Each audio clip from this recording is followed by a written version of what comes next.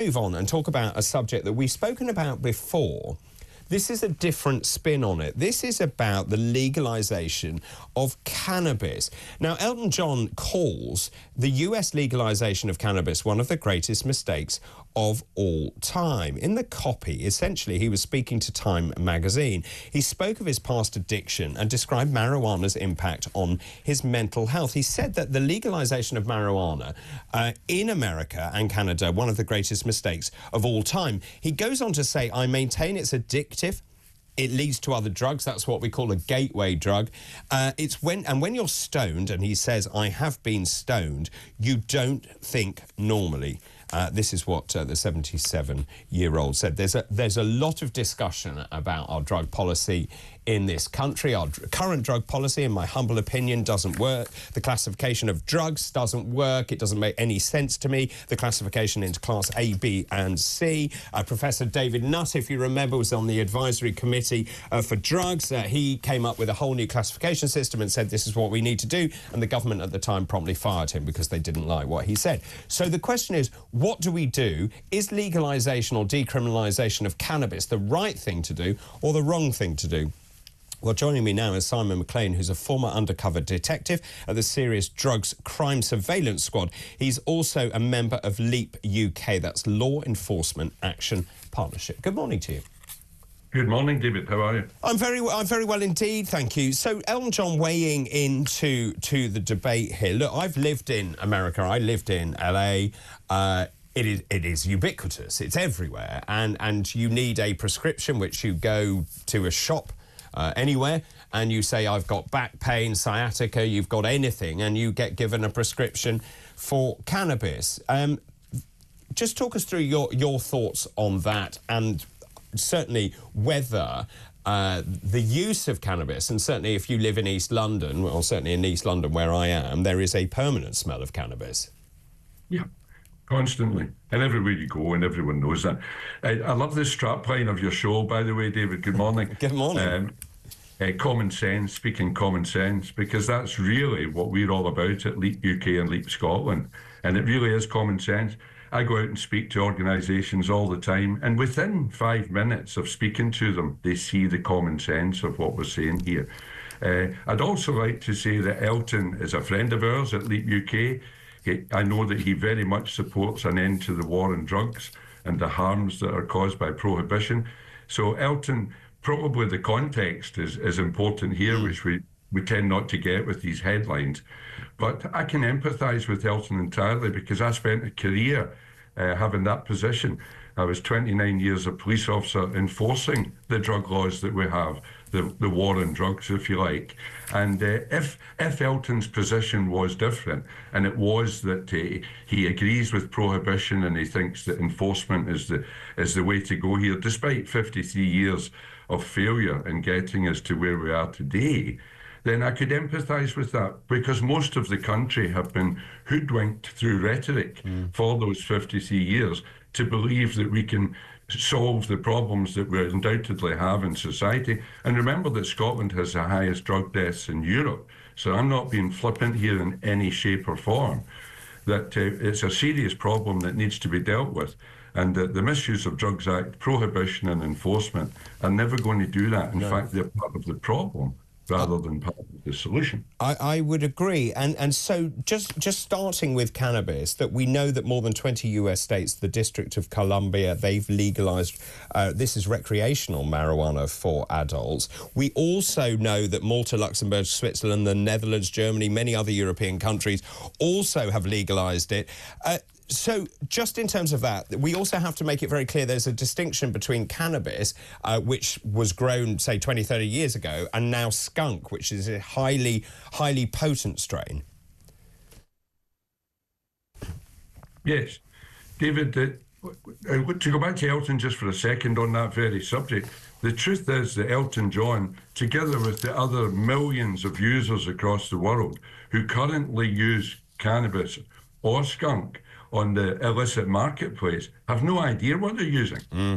No idea whatsoever. Whatever Elton was being given was illegal, and it was sourced from people who were selling that for profit, and nobody had any idea what was actually in it. Yeah. As a police officer, we used to make seizures regularly and send them to the laboratory for testing, and they came back as they weren't drugs at all. They were actually placebos, because dealers have no qualms whatsoever what they sell to their customers. So the answer to the skunk problem, I host a podcast, Crime Time Inc., with a former Deputy Chief Constable. And his position is nearer to what Elton is saying here, because he worries about those stronger strains of cannabis. And that falls straight into our lap, because what we need is regulation. We need people to know what they're buying, know what they're using, and be of age, and be responsible users, give them instructions, etc., how to use things, the same as we regulate alcohol and every other product that we consume in the marketplace. You see, that seems eminently sensible to me, because this... Common sense. Well, it seems to be common sense, absolutely. And the politicians are the biggest barrier here, because they say they're going to win the war on drugs. I don't think that is possible. Kids, young people will take drugs. We know that. But also, surely, and your point is really valid, I'd rather that people took drugs, they know what they're taking, they know the dose of those drugs, they know the side effects of those drugs, and they can do it in safe spaces. And David, we know who they are then, because they have to come to licensed premises, like we do with public houses. In Scotland, we've got a big debate just now about safe consumption, because we're opening the first safe consumption room in the UK. And my argument is that we have thousands of safe consumption rooms. We call them pubs, because you and I, when we go for a pint, it's a safe consumption room that we're going into, or a glass of wine in your case, probably. David. No, definitely a pint. A bit uncouth there, wasn't it? But it's totally regulated environment, the hours that it can be sold, the people it can be sold to, and crucially, what we're buying is regulated. And that's what's missing in our marketplace. So decriminalisation, we at LEAP UK and LEAP Scotland, we don't think about decriminalising the drugs. You can't decriminalise a thing. We can decriminalise people, because currently the people who use drugs on the marketplace. And remember that cannabis is already legal here in the UK. There are thousands and thousands of people getting the benefits of legally prescribed cannabis here in the UK, which is another market. That's absolutely right. It's actually quite difficult to get hold of, and I've spoken to a lot of people with chronic neurological disease who are desperate to get hold of medical cannabis. It's much harder to get hold of than you think. But also, just in terms of police time, it seems to me that a huge amount of police time is wasted on trying to deal with this problem with cannabis. I was reading this article from Sophia Warringer, who is a friend of this programme. Essentially, police officers say they don't have the resources, they don't have the time to deal with cannabis and the use of cannabis. 2/3 of police officers think cannabis is, to all intents and purposes, actually fully or partially decriminalised in practice. So where do we go from here? David, we did a talk not so long ago to the Police Superintendents Association of Scotland, which is effectively the leadership of Police Scotland. And I always start off these talks by taking a straw poll about who believes that prohibition and enforcement are the way forward. We just need more of it, if you like. And normally I get 80-90% of a conservative audience, 80 or 90% will raise their hand, because that's the way it's been ingrained into them over 50 years. When I did it last year in front of the Superintendents Association, nobody raised their hand.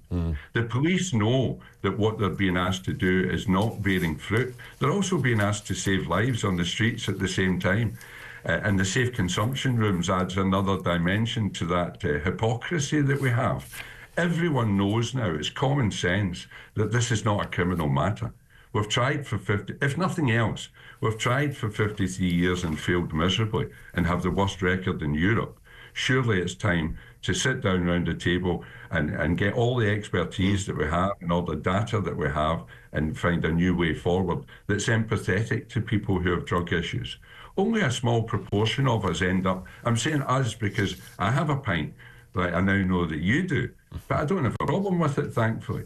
But only a small percentage of people who use any kind of drugs, including alcohol, end up with problematic with it. And those are the people that need our help and support, rather than being ostracised and sent to criminals to buy the substance of choice. And there is the problem. This any review that needs to take place has to be evidence-based. The problem is that politics and policies will always come in. Whenever a politician is asked, have you ever taken drugs, they invariably lie and say they haven't taken drugs, when we know pretty full well they probably did as a student or whatever. If you go down this, and we spoke about safe supplies, we know what's in it, they've been tested, the drugs have been tested, you know the dose of that drug. There is another part to this, which is actually you can tax them. Yes. Well, I see that you had interesting facts at the start of the programme. I've got quite a few that I could give you, but one that I would pluck from that is that every single person, taxpayer in the UK, pays £400 a year towards enforcing the drug laws in this country. Wow. That's a good fact. It's a good fact. It's a very good fact. It's not a good fact, but I know what you mean. Well, yeah, so just in terms, if you were Home Secretary or if you were involved in the policy-making decision, if we agree that what we are doing so far does not work, the classification of drugs is arbitrary, so cannabis is in Class B, for example, cocaine in Class A, what would you do? Is this to say, actually, we need to look at all drugs, or would you exclude certain drugs? All drugs. All drugs. Because remember where I come from, I was a police officer and serious crime squad, drug squad officer, etc. I've spent a career fighting this war on drugs. So my view is tainted by that experience of watching this market grow that prohibition has caused. We've caused this marketplace.